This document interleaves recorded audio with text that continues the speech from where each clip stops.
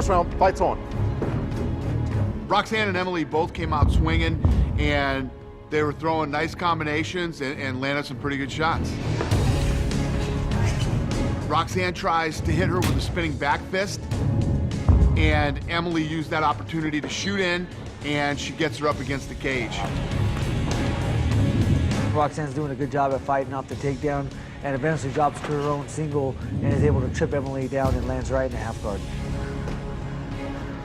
From the top position, Roxanne used her strength to hold Emily down, and then eventually Roxanne just gets full mount and just starts raining down elbows and big shots, and is really putting it on Emily.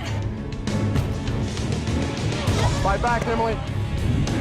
There's only 1 second left, and Emily would have survived the round. Stop, stop, stop!